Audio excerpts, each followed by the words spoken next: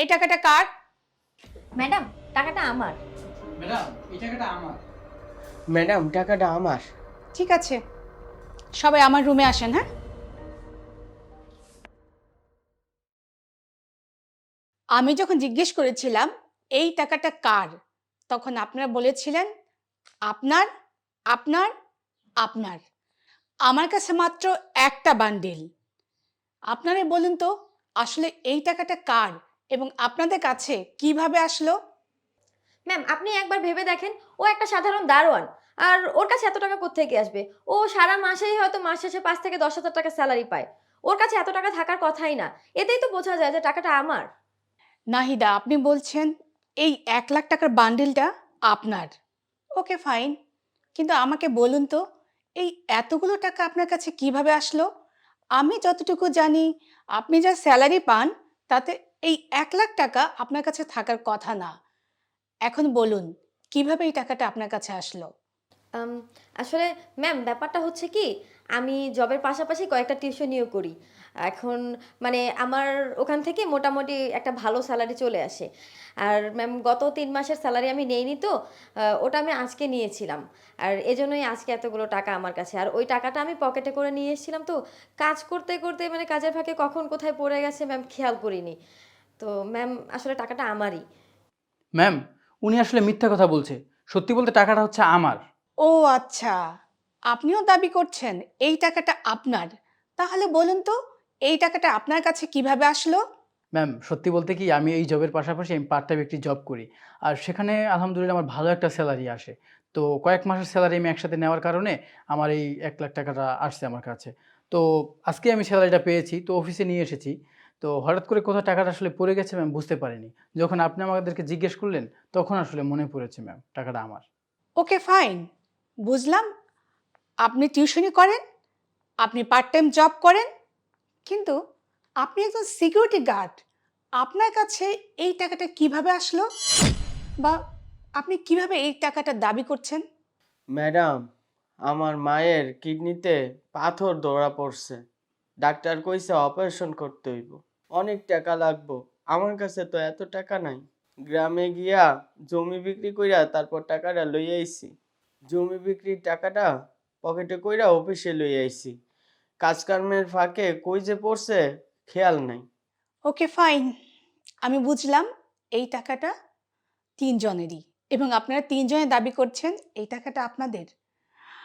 আসলে এই টাকার অরিজিনাল মালিককে এটা তো খুঁজে বের করতে হবে। আমাকে একটু সময় দিন, আর আপনারাও একটু চিন্তা ভাবনা করে আমাকে জানান আসলে এর অরিজিনাল মালিকটা কে।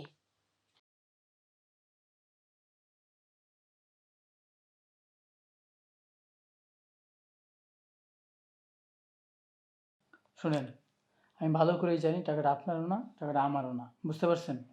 মানে? মানে হচ্ছে, শুনেন, যে টাকাটা সিকিউরিটি গার্ড, তো নাটক করেন না। হ্যাঁ, আমি সবই বুঝতে পারছি। একটা কাজ করেন, আপনি কি ম্যাডামের সামনে বলবেন যে ম্যাডাম টাকাটা আমার না, টাকাটা ইসমাইল সাহেবের, আমার টাকা ব্যাগে। হ্যাঁ, তখন আমি টাকা পাওয়ার পরে আমরা দুজনে 50-50 ভাগ করে নিব। কি বলেন? হুম, আইডিয়াটা তো খুব দারুণ। আপনি তো জিনিয়াস ভাই। বুঝতেই হবে। আচ্ছা চলেন, প্ল্যানিং ঠিক রাখেন, ঠিক আছে? ফিফটি ঠিক ফিফটি। আছে। Okay fine. আল্লাহ, তুমি প্রমাণ কইরা দিও আল্লাহ, এই টাকাটা আমার। আর কেউ না জানলে তুমি আল্লাহ জানো এই টাকাটা আমার। আল্লাহ, মায়ের চিকিৎসার জন্য এই টাকাটা আনছি। যদি এই টাকাটা না পাই তাহলে মায়ের চিকিৎসা করাইতে পারবো না। ওকে ফাইন, আপনারা নিশ্চয়ই ডিসাইড করেছেন টাকাটা কার। তো মিস নাহিদা, আপনি আগে বলেন টাকাটা কার? ম্যাম, আমার ছোট একটা মিস্টেক হয়ে গেছে। অ্যাকচুয়ালি টাকাটা আমার না। টাকাটা ইসমাইল সাহেবের। আ আমি চেক করে দেখেছি, আমার টাকাটা আমার ব্যাগেই আছে। আপনি কি শিওর এই টাকাটা আপনার না, মিস্টার ইসমাইলের? ম্যাম, আমি মিথ্যে বলছি না।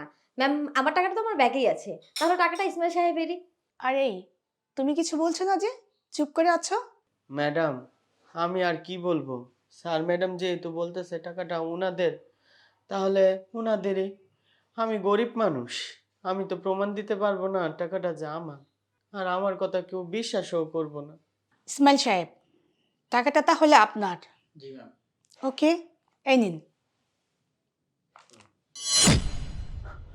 ম্যাম টাকাটা নিয়ে নিলেন কেন ম্যাম? টাকাটা তো আমার ম্যাম। বিকজ টাকাটা আপনার না। কি অবাক হয়ে গেলেন তো? আমি কিভাবে জানলাম যে এই টাকাটা আপনার না? আপনারা জানতে চান আমি কিভাবে জানলাম যে টাকাটা আপনাদের না? সব সিসিটিভিতে দেখেছি আমি। মিস নাহিদা আর মিস্টার ইসমাইল, আপনারা দুজনে এক্ষুনি এই মুহূর্তে আমার অফিস থেকে চলে যাবেন। ম্যাম, এরকম একটা ছোট্ট বিষয়ের জন্য আমাদেরকে চাকরি থেকে বের করে দিবেন? ম্যাম, ভুল হয়ে গেছে ম্যাম, আর কখনো এরকম হবে না। ম্যাম, এবারের মতো। এটা ছোট বিষয়? কি বললেন? এটা ছোট বিষয়? আপনাদের মতো লোভী এমপ্লয়ি আমার অফিসে আর দরকার নেই। এক্ষুনি এই মুহূর্তে আমার অফিস থেকে চলে যাবেন। ম্যাম আসলে বিষয়টা বুঝতে পারিনি ম্যাম। আসলে আমরা লোভে পড়ে গেছিলাম তো ম্যাম, ভুল হয়ে গেছে, আমাদেরকে মাফ করে দেন এবারের মতো। আর নেক্সট টাইম আর এরকম হবে না ম্যাম, মাফ করে দেন আমাদের। আপনারা কতটা লোভী একবার ভাবুন। সামান্য একজন সিকিউরিটি গার্ড, তার টাকা খাওয়ার ধান্দা করেন আপনারা।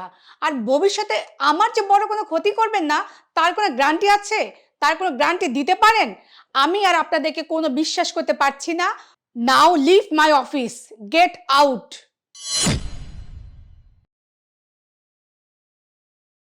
ফাইন, আসলে এই টাকার মালিক তুমি। এটা নাও। আর শোনো, তোমার মায়ের চিকিৎসার জন্য যদি কোনো হেল্প লাগে আমাকে বলবে, ঠিক আছে? গ্রামের এই জমিটাই শেষ সম্বল ছিল, এটা বিক্রি করে এই টাকাটা লই আইছিলাম। আজকে যদি এই টাকাটা না পাইতাম, মায়ের চিকিৎসার যে কি হইতো আল্লাহই ভালো জানে। আপনার ম্যাডাম অনেক ধন্যবাদ ম্যাডাম।